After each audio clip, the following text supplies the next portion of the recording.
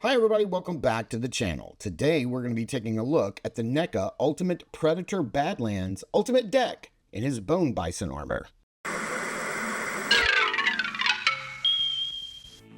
If Saturday morning cartoons fueled your imagination as a kid and powers your action figure collecting now as an adult, then you're in the right place. Thanks for stopping by and welcome to Saturday Morning Toy Collector. And if you like my content, please consider subscribing.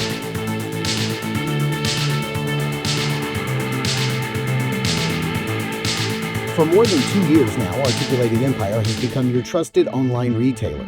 They carry all the latest lines like Mythic Legion, Savage Crucible, Marvel Legends, NECA, and much, much more. They ship your items quickly and securely. You'll be quite happy how Steve and his team follow through with their care and attention. Articulated Empire also offers free shipping over $75 and no tax except for Illinois residents. So head over to articulatedempire.com today and build your empire. Well, there's not a lot going on the back of the box, just some photo shots and the Predator Badlands and a list of accessories at the bottom. So let's get this guy opened up and take a closer look. Something I noticed when I was opening the package is we do get a little bit of instruction here on the back where it tells you how to change the faceplates out and I guess how to hook the whip onto the belt. All right, turning our attention to Deck here now that we've got him opened up and out of the package, and there is just something about this armor that I don't even know if I can get through the rest of this review. I did not notice how much this armor is miscolored from the film. Like, his armor was not green in the movie. I went back and looked. I opened this figure up. I started doing some poses, started messing around with it before I got to this part of the review. And I was just like, no, his armor is not green. It's not. So here are some pictures that I've found online of the production of the film and what it looked like. And then here are some pictures of the Hot Toys figure. Now, the Hot Toys figure is always going to be the most screen accurate as possible, as close as they can get. They look at production photographs, and that's what they go by, not how the finished film was color graded or the lighting. They go by production photographs of the actual screen-worn costumes. And you can see it's not green. And this brown is not brown enough. And I don't even know if I can continue with this review looking at this figure being green. Guys, you know what? We're going to do something completely different. I'm going to stop this review right here, and I'm going to go paint this guy, and we're going to make it more screen accurate. We can come back and do the articulation and how everything works later. But honestly, I can't even look at this. Let's fix this. Okay, so while the body is the paint is drying, we're going to turn our attention to the accessories. Now, there's two things that are not out here, and that is the extra head that has the mask on it and the empty mask accessory. Those are not out here because they were painted with the figure, so they're also drying. So I'll show those off in a minute. Now, the first thing we're going to take a look at is the coiled whip of razor grass. This is a really nice accessory. I like what they did here. So it looks like probably the entire thing was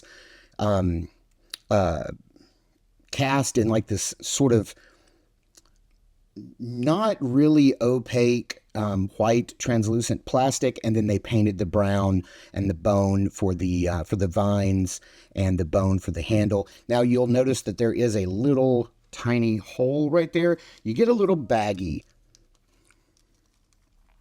You get a little baggy with these two little clips here. Let me see if I can zoom in so you can see these. Now, these two little clips are super important. What you want to do is you want to put one of these little clips that look like the letter F, and what you want to do is you want to take them like this so they're pointing downward, and you want to clip this onto his belt, and then that leaves a little clear port on the side for you to plug in the razor wire whip right here. So that's how that. Be careful. Don't toss out your package until you've located that little baggie of goodies, because you'll need them. And then it also comes with this uncoiled posable. It's not really posable. I don't want to sound like this has got some sort of wire in it. It would have been nice if this was a bendy wire. It's not. It's just kind of molded in this loop, and it's always going to kind of curl back in this loop. So maybe if you got it like super, super hot and then coiled it in a different position and then sunk it in some ice water, that would probably get it to go into a different position. But it is what it is. You can see here some nice bone work, more paint apps on this than the coiled one. It's got a nice dirty wash on it. It looks really cool. Again, probably all cast in this semi-transparent, semi-opaque, I guess, however you want to say it, white plastic, and then the vines and the bone painted brown. Really nice. Here is the creature. I forgot what this thing is called, but this is the one that he baits. They shoot the little so I had to go look this up, because I thought at first they shot these little darts, but what they do is they have two sides of their mouth. You can see the head is split into two, and they kind of like open up like that, and they spit two separate chemicals, I guess from two separate glands. I saw like a little behind the scenes making of this, and that's where they talked about it. And what happens is that the two chemicals mix in the air, and when they hit a target, it becomes highly acidic acid, eating through armor and such, as we saw in the film. It's got some nice red paint, a lot of little paint apps on this guy. Now, you will see pictures of this on the back of the package showing Deck holding one with the tentacles like straight down like this. Both tentacles. These are not posable. Again, those must have been pre-production photos. These are curled in a very specific manner in which it sits on Deck's shoulder to act as his more natural, organic shoulder cannon. But there is no posability. I even tried wrapping this around his hand and get it to kind of like force, but there's really no good way to put this guy on his shoulder other than the way that the arms, this piece curls around his neck, this curls around his left shoulder, and it sits perched up on his shoulder like a really deadly parrot. Here we have the unmasked Deck head, and man, the paint apps here look really, really good. What we're going to call this head, we're going to call this the very angry closed mouth Deck head, because if you can see, his eyes are kind of squinted, and as the head sits like, straight on the body, the eyes are sort of like tilted upward to the top of his brow, making him look a little more angry, a little more menacing, but the mouth, as you can see, is closed. There's some really nice paint work on here. The dreads are very nicely soft and rubbery, and they really get out of the way. I love that they painted all the little connectors on there. That's a touch they could have skipped, but chose not to. Lots of paint apps on the back of his head. And as you can see, this is a faceplate system. So this comes off, and we have another face. And this one, to me, is kind of like his more surprised look. So definitely more angry here. You can see the brow is raised up a little bit. His eyes are wide open.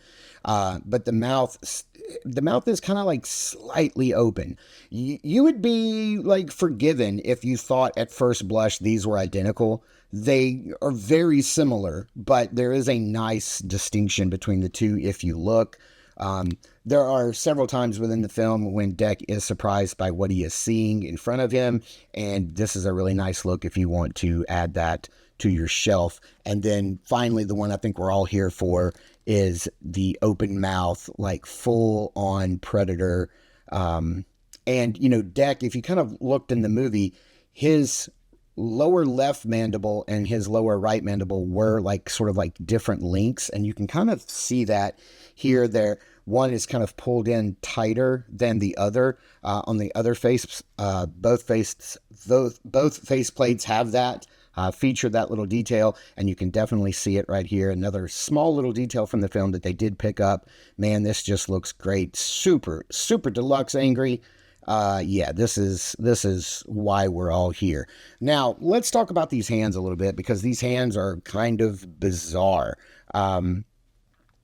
First and foremost, you're only going to get 3 of these hands total that actually have horizontal hinges. So that means all of the other hands are on vertical hinges for weapon holding, and that's fantastic. So you get 2 horizontal hinges with these splayed out hands, and these are great for specifically the left hand being on a horizontal hinge, because he does have that blade on his left hand, and you want to be able to bend that left hand down so that the blade is the weapon part and the fingers don't run into it. So these are nice and handy. You see what I did there? And then we do get this really nice, I'm going to call this a trigger finger hand, because his index finger is extended a little bit in the trigger finger style, and it is on a vertical hinge. You only get 1 of these, and it's on for his right hand. Now, the other 3 pairs of hands are all so incredibly similar. I do not know why they give us these 3 hands, but you get all of them are on vertical hinges, with the exception of this one, which just is like a gripping hand, and it is on a horizontal hinge. But you see here that we get 2 of these hands that are weapon holding hands. Okay, you can hold the whip in either one of these hands, or you could hold his staff. Now, he did use his staff towards the end of the film, and they didn't give him his staff. I don't know why they couldn't have just packed that in from the first training armor deck. I'm not sure, but I want you to, we're going to keep one of these hands out so that you can see just how similar. Now, the other 2, you get a left and right of each one, but look at this. Look how similar this gripping hand is. It makes no sense. I don't know why. I don't know why they give us this gripping hand. Here is the other gripping hand. Here it is. And all it is like the pinky finger is raised a little bit. So if you were to look at all 3 of these side by side, they're all basically the exact same hand. And why we needed all of these, I don't know. Give us 1 set of gripping hands, make all of the ones on his right hand vertical hinges, all the ones for his left hand horizontal hinges, and then skip the other 2 hands and give us the staff. That would have been a smarter way to go, but what do I know? I don't work for NECA. Okay, so before we take a look at the figure itself, I did want to show off the paint job that I did. So what you're looking at here is probably 2, maybe 3 days difference between when I open the figure and then when I'm doing this review. So I don't know if I left any spaces available to where you can see. I don't think so. I think I did a pretty good job of getting it all covered.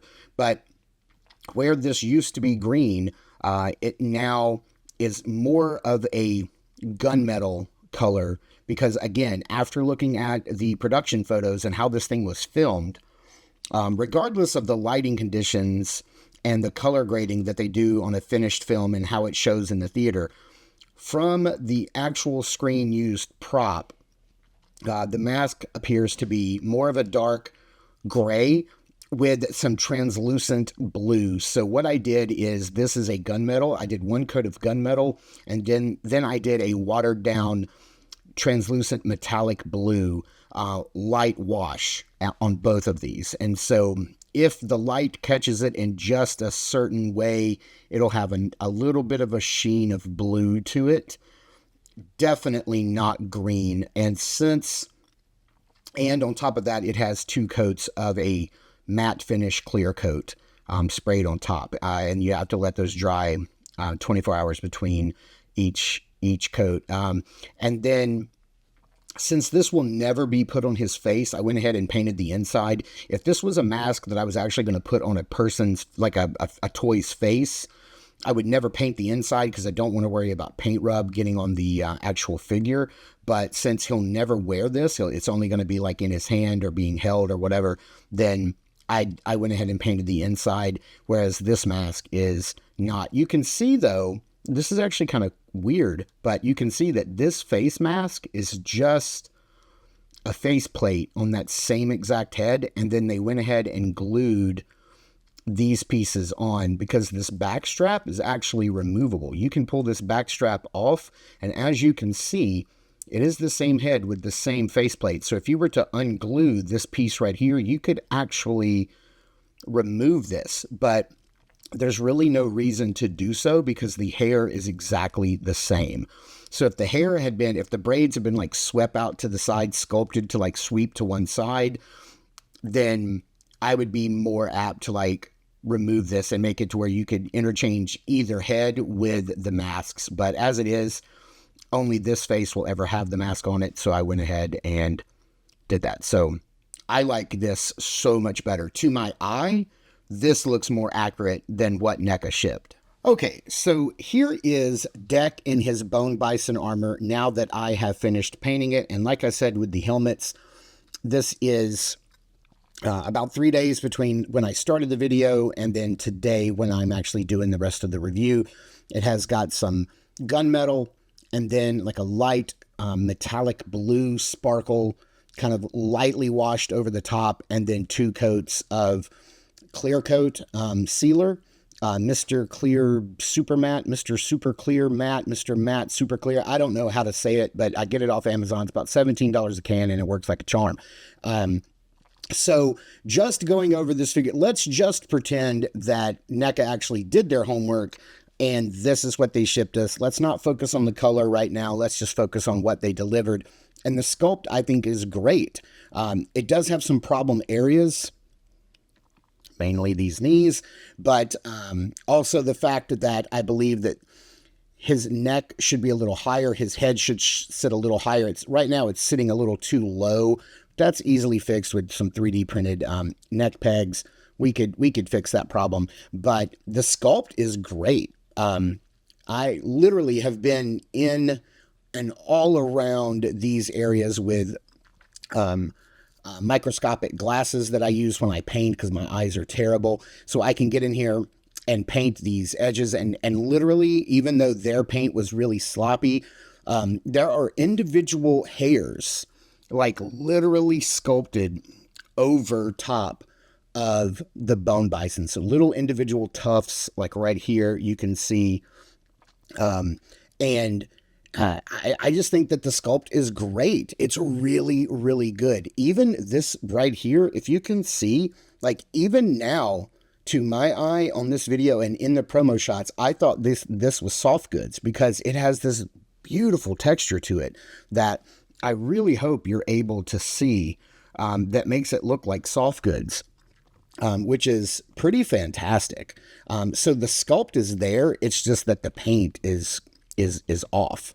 You have some really nice detail here on the arm wraps holding the bison armor on. There are individual little straps of leather or vine work that are holding all of the plates of armor on. I just think that, yeah, their sculpt work, I can't complain. The sculpt work is really, really nice. Let me get him off of the stand here and get the stand out of the way so that we can move in on some of this, armor. All of the bison armor has a texture to it, you know. It does from a distance look like he has like, I don't know, like big pieces of wood or charcoal like strapped to him. Over here, we have the beak of that pterodactyl-looking creature that he killed, and then he has cut the beak off of the snout off of the beak and using it as a blade here. You have a big, like, little tufts of fur, like, poking through the individual bone pieces, the plate. Again, it's just, there's a lot of really nice detail here. You do really want to have some hands with some horizontal hinges so that you can do this right here. You want to be able to bend that out of the way. Let me zoom out a little bit because sometimes I forget when I'm zoomed in and zoomed out. I do wish his head set up a little bit higher on his neck. You have some nice wraps both inside and outside. They did sort of make the inner plastic right here. So they cut slits in the inner plastic and made this a softer durometer of plastic than they did the outside. So the splits are hidden, so you cannot see the splits. They're not noticeable, like right here on the side. And they did that so that you can, move the leg out a little bit, which is pretty nice that they did that. That's a nice little consideration. They didn't have to do it. Now you do get a split right here, and no split on this side. I'm not sure why they did that. It seems like a little hidden split in here would have been just fine. Let's see. Yeah, I was trying to look and see if there was any thigh or upper thigh cut. And then the armor. I believe these legs are the exact same legs and feet, the lower leg and feet that came on the training armor deck. I still have mine on pre-order. I've seen it in stores, but the 2 times that I've seen it in stores, one was a comic shop in Orlando, and they wanted like $54 for it, $55. And then I've seen it in my local GameStop, and they wanted like $55 or $56. And I just couldn't bring myself to pay those prices when I have it on pre-order for like $40 or $42, whatever Big Bad Toy Store has it on. Lots of detail and paintwork on the arms. Not a lot of paint in the arm crevices in the joints. So you can see it's cast in like this orangey sort of, I don't know, like what kind of inside of a Butterfinger like color right here. And that's, it's functional, but not neat looking, not clean. Same thing with the knees. When you get that double bend going, you're going to see the inside of the Butterfinger right there. So let's go over articulation for this guy. So yeah, you already know it. This hairpiece is going to get in the way, but you can get it out of the way, and he can look up about that far. That's not bad. Tilt, can look down about that far. Nice double ball joint. You have a ball joint at the top of the neck and a ball joint at the bottom of the neck, so you can get that shunting and moving around. Lots of movement there. Arms can go out, and surprisingly, they can hit. Let me zoom out. They can hit a T-pose. Nice. That's pretty wild. Your arms are hindered by going straight up over his head because of the fur, and it is kind of a harder plastic. I mean, it is, you can move it around, but you're not going to get that arm straight up over your head. It is on there is no butterfly joint at all. You do have upper bicep swivel, double jointed pinless arms. Looks really nice, depending on what hand you have in, hinge and swivel. This is a singular ball joint, so that's the kind of movement you're going to get. He can only crunch forward that far, crunch back, lean back that far. Not bad. Legs severely hindered by this piece in the front. That's about as far out as you can kick forward. Each leg is going to have a different range of motion as far out to the side as you can get it because of the way it's cut. I might have to go in here with an X-Acto and give an extra split, like right here, so that this leg can move a little bit further. The legs, as you can see up in there, is no thigh cut, but you're rotating on that cuff really, really well, so you get lots of mobility in that way.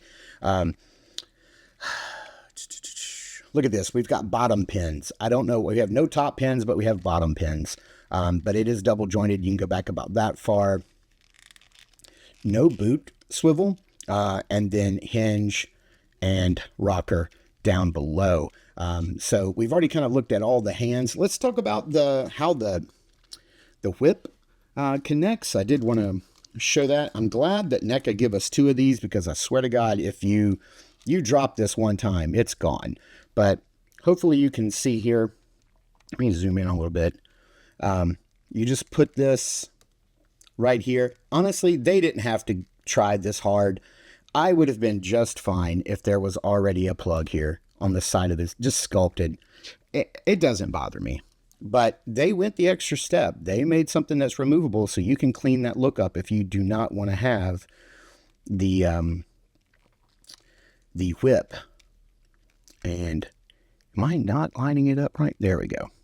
So that's how the whip looks, and you really only can put it this way. Any other way, it's just going to look unnatural. So hanging it down that way is about all you can get. Why we did not get his staff, I don't know. It's boggling my mind. But let's go ahead and put this little guy on his shoulder. So what you want to do, like I said, is you kind of want to feed it underneath the braids, his dreadlocks, braids, whatever, tentacles. I don't know. What do they have an official name? And then you want to lift the neck up and then have this kind of curl under his neck like a necklace. Okay, so you kind of want it like that. And then this arm, you can take this, you want to start it from underneath and then wrap it around. And then you can rotate this guy back. And there's kind of like a little track, like you can see like right here in the tufts of fur, there's kind of like a little track that you can actually get this guy sitting in under the braids and on that little tuft, and it just kind of perches right there. So it's like a really nasty parrot that spits acid, right? Like this hand is ready to go. And then again, I really just don't know why we didn't get that staff. That would have been really nice. But yeah, there you have it. There's a completed look. And the head is very easy to swap out. That's not difficult at all. Pops right on. And there you have the completed look of Deck and his Bone Bison Armor. Okay, there you have it. There is a look at the NECA Ultimate Deck and Bone Bison Armor. I don't remember what's on the front of the package, but that's what this is.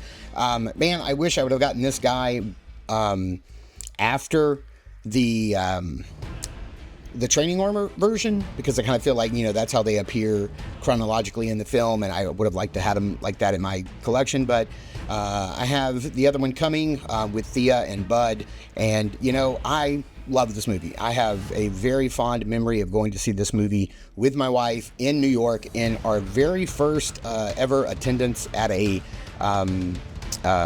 what do they call it? Alamo Draft House. And it was a fantastic experience all the way around. I love what Dan Trachtenberg is doing with the new Predator franchise. And, you know, NECA, that's your Predator company. They're making these guys. And while there are some things that I would have liked to improve, you know, over what I actually did, I don't like having to buy a figure and then having to paint it. But I knew when I saw it, I was like, I'm going to have to paint this guy and make him look a little bit better. I do mostly like what we get here. And here's the good thing. Here's where I got this at my local Target in their new Haulathon section, and it was only $39.99. I did not have to pay some crazy upcharge marked up price to get this guy. Had that been my option, I'm not sure I would have picked him up. But I am glad that I have him in my collection right now. Maybe he hits a little different because I don't have the training armor version, and maybe when I get that one, I'll be like, I don't need this. But it is what it is. I like what we got, and, you know, with a few minor tweaks, I think this could have been a major home run. I don't buy a lot of Predators, but the last two Predator films that come out, I enjoyed immensely, and so I needed them on my shelf. So you guys let me know in the comments down below, are you picking this guy up? Are you passing on him? Are you getting the training version? Do you already have the training version? Which one do you prefer? Let me know what your thoughts are, or, you know, if you want to give me some critiques on my paint job, let me know about that too. I certainly don't mind. Thank you guys so much for tuning in and watching. I super appreciate it. Please continue to check us out over Instagram at Saturday Morning Toy Collector. I am your Saturday Morning Toy Collector, Mark, and I'll see you in the toy house.